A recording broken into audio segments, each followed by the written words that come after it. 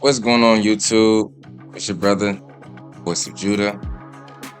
You already know. All right, welcome back. So this is a podcast that I'm starting now. It's called Judge This Book by Its Cover. Judge This Book by Its Cover. And today we'll be sitting down with award-winning author, poet, master of writing, poetry Kingpen, Yusef Shalom. Okay. So today I want to interview him, and I just basically want to ask him questions about his journey as a poet, the different works that he's written, what has brought him along this way, what has inspired him. You'll see the questions as we ask them, and it's also to ask him about his current book, if not now, when. So let's get into it. So you as a poet, how did this story start? Did you always want to be a poet? Did you grow up writing poetry, or how did you end up being a poet? Okay, before I get started, first let me say thank you for allowing me to be here. I am Yusef Shalom, better known as the Poetry Kingpen. I want to give all thanks and grace to the Most High God of Abraham, Isaac, and Jacob for allowing me to be here. So I greet you, my brother, my son, in the words of Shalom. Thank you. Now, how did I get started? I was in the U.S. Navy from 84 to 88. And I had various jobs while I was on a ship. I was on a ship called the USS Midway. It was an aircraft carrier. And my job was to fuel jets or airplanes when they came on the ship. On my downtime, sometimes I would just find myself like writing little bits here, pieces there. Never thought too much of it. So every now and then I would get to writing, someone come across my mind, and I would get to writing something, and it turned into like a short story sometimes, or it just turned into a poem. Okay. But I really never really thought too much of it. I just thought like it was just putting words together, something to do. I never took it seriously. It was never one of those things where I was like, I'm gonna be a poet. I'm gonna start writing, see how good I am. It was never that. I never even thought about it because most of my life I've been I would say kind of reserved, laid back. Uh, didn't want to be up front, rather be in the back. So I wasn't trying to be out there up front, on stage or anything like that. So I was just doing it just for fun. Um, how I got initially started, I mean, what came about in my life to make things change as far as the poetry. I have a sister named Phyllis, and she came across some of my poetry, and she was like, "Wow, you need to enter some poetry contests." And I was like, "Oh, girl, get out of here. You crazy, whatever." Right. She said, "Well, let me enter some. You don't mind if I do it?" I said, "No, you go ahead." So she entered me into this poetry contest, and I started winning. Do you happen to have anything with you as far as like something you show to the people? I just brought these along. These are some of the poetry medals that I won when I went to the poetry convention in Washington, D.C. Okay, can I see some of those? Yeah, sure. Like I say, my sister entered me into the poetry contest, and I was winning. And that's just a sample of a lot of things I got. I got trophies, I got plaques. So then it made me, you know, have like one of those moments where, a light bulb comes on and I get kind of buck-eyed, like, wow, maybe there's something to this, you know. So then I started looking at it a little bit more seriously instead of just a plaything. I guess I got my sister Phyllis to thank for that because, she was the one that entered me into the contest. So then I started looking at it more rational, more serious, and then I just started writing. And I would write and I would write. But every time I wrote something, I would just put it to the side, put it to the side. So probably one of the last poetry contests I entered that I won, they asked me, they said, "You ever thought about writing a book?"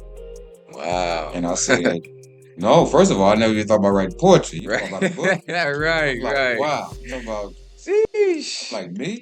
So they kept pushing, like, you need to write a book. You need to, um, and I said, I'll think about it. And I just kept writing.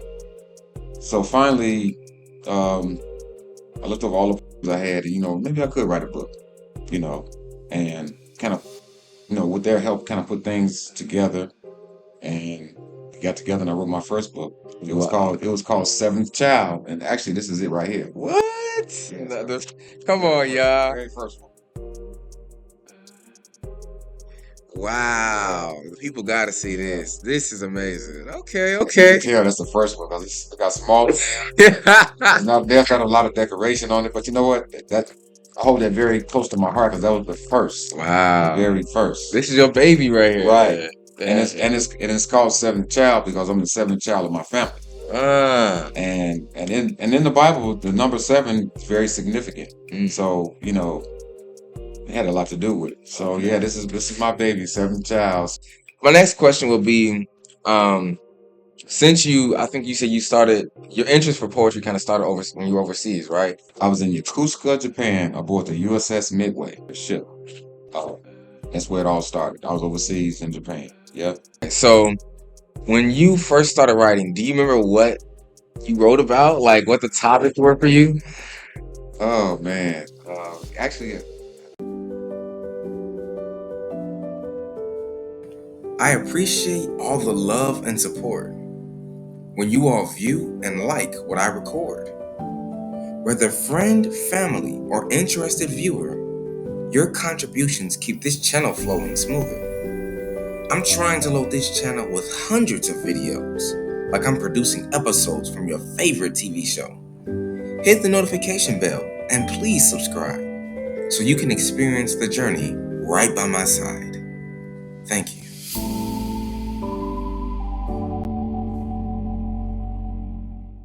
I do know, but I can't think of it right now.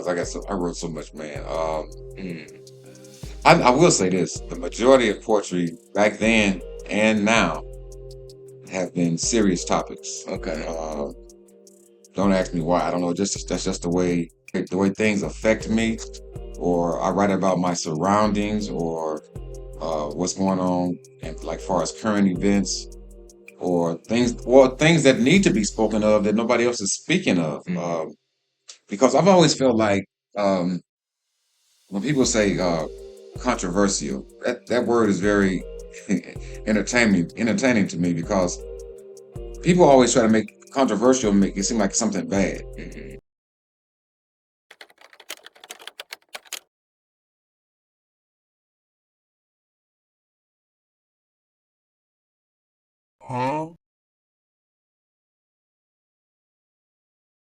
Like automatically you hear the word controversial. Okay, what did he do? What did she do? Whatever. Right. It's something bad. Right. Trouble. Something. Yeah. Yeah. I look at it like it could be something enlightening. People make it seem like when you say the word controversy, it's like, okay, it's something bad or something damaging. No, That's true. I look at it as enlightening a lot of times. Yeah. So, some of my poems have been called controversial, but that's like a badge of honor to me. Okay. Okay. And I walk with that. Yeah. Okay. So, but you don't really remember like when you were in the Navy, what might have been like the first topic that you really wrote about? Yeah, it just came back. I knew this one would come up. One of my first poems I wrote, and actually it's an award winner. It was called Time at Hand. Time at Hand. Time at Hand. Okay. And I have it in one of these books here. Okay, I was just about to ask you, is it in one of the books that you have with you? Okay. Yeah, it's definitely in one of the books. Okay. Now, do you know which was that in your first book? Real quick, I can see, but I know it's in one of these books. Right. But I remember, it was such a big poem, and you wrote when you were overseas, right? Like, or this one you wrote when you came back to the States? No, I wrote this one. I wrote it when I was overseas. That's why it had such a influence and such meaning because it happened when I was over there. Spirit came upon me. Yeah, I got it right here. The spirit came upon me to write. Like I say, sometimes I'm a true believer in nothing just happens. Okay, God, moves you in different ways. Spirit moves you in different ways. Whether you know it or not, whether you believe it or not, but the spirit moves you. Whether it's something to move you in a good way, or it's something to move you in a bad way. Right. It moves you. So I was moved to write this. That's how I knew that it was from the Most High, because how could I just put all this together all of a sudden and say, okay, I'm write this? But I will say there was a lot of stuff going on at the time,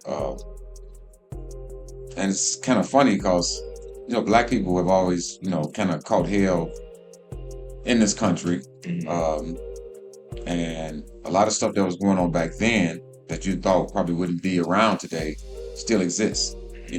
Topics like police brutality, black on black crime, um, abuse, whether it's drug abuse, domestic abuse. The stuff is still going on. Matter of fact, some of it's going on more so now than it was back then. Right. We've kind of always caught hell, being in this country, but a lot of times it's not talked about. So this poem had a lot to do with like current events.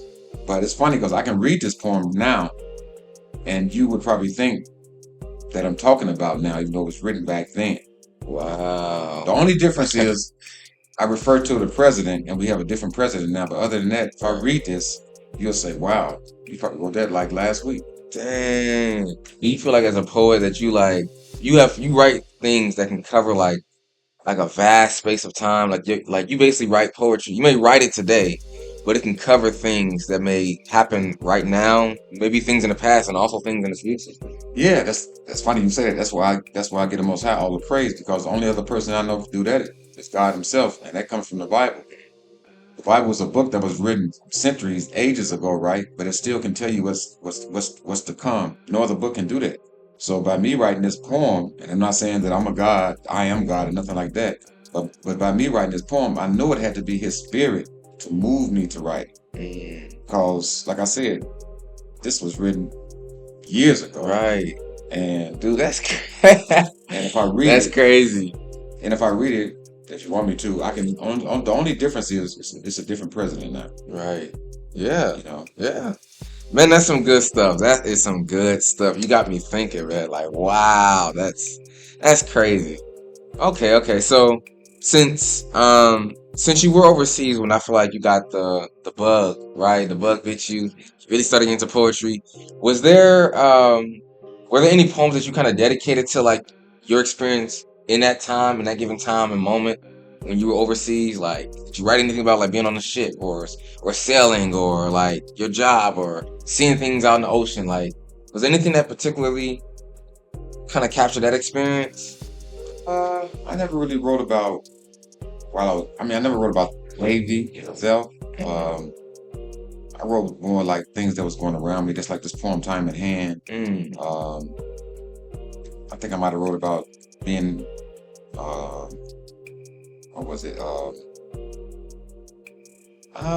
was more so things that was around going on. Wow, in the world. That's deep. That's deep, and that's really deep too because like I feel like a lot of the time, like I've read, obviously, I've read some of his books. I'm not saying this as a person who just don't know anything about his written work.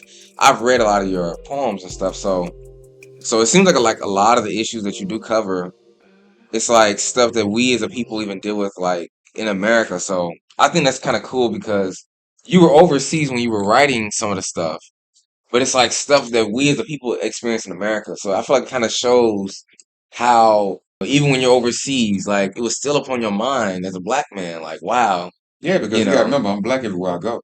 Ah, yeah, that's a good point. That's a good point. I don't lose that. Right. See, that's one thing that